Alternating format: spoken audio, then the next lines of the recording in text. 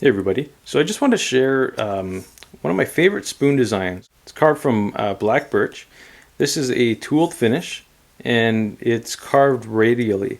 Basically what that means is the bark was here on the front of the spoon, and here is the pith of the log. So carving in this way gives you these rings inside here, and yeah, rather than carving the bowl of the spoon from the inside and having the bark here, it gives a different grain pattern, and honestly, I think it just looks most beautiful. So with the spoon style, or yeah, the carving style, I just want to try and document this a little bit, and just explain what I go for and what I find very pleasing to the eye. Now you can carve a very nice spoon, and it can just be like missing something. So what I'm aiming for, which I didn't really achieve, but it got close. You can see this nice swoop here. I try and get this, this convex here, whatever, I sound all fancy. I want that in the middle of the bowl, the middle of the spoon bowl. And then this here, this change of direction at the top of the spoon, I aim for having it right here. The reason being, if you've carved spoons before, and you've tried to achieve this swoop, the grain kind of does that intersecting thing right here, and honestly I find that really frustrating.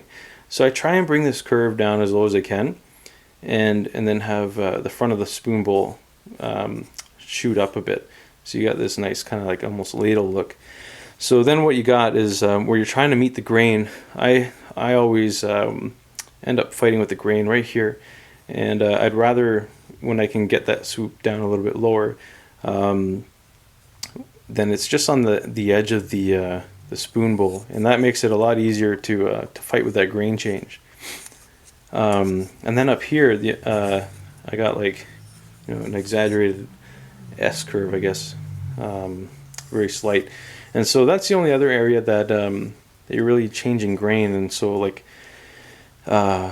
Other than the spoon bowl, and so that just kind of gives it's a very pleasing look there.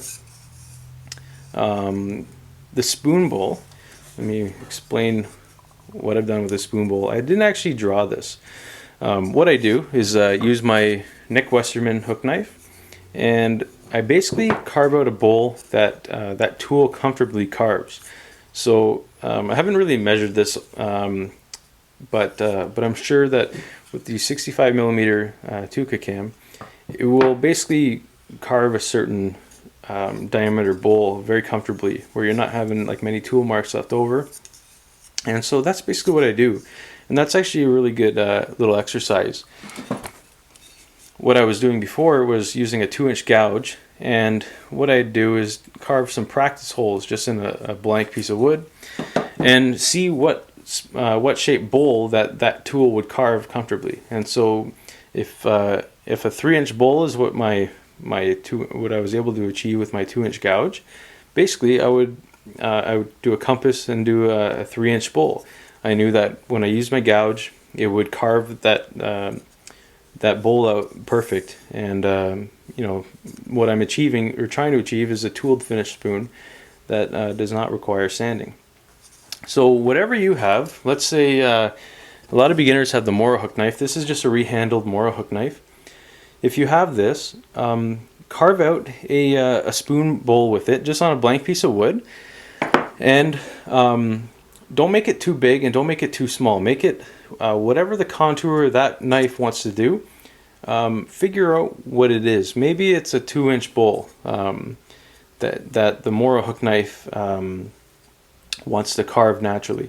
Now this, I kind of upgraded, and so I'm going for a larger bowl with maybe not so scoopy, but not like ladle like, but I just want a nice sphere there going on.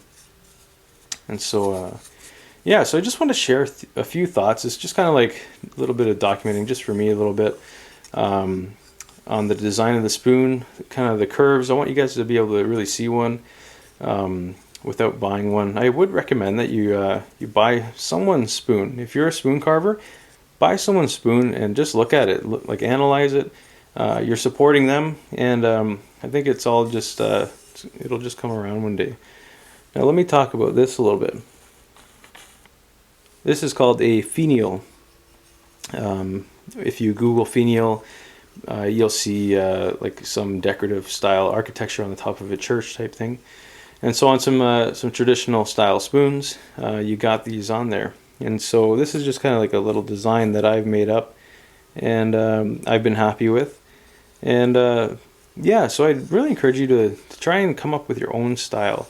Obviously, at the beginning, you'll find yourself just kind of copying other guys' styles that you see, and I don't think there's anything wrong with that. So, so yeah, guys, I just want you to see this up close.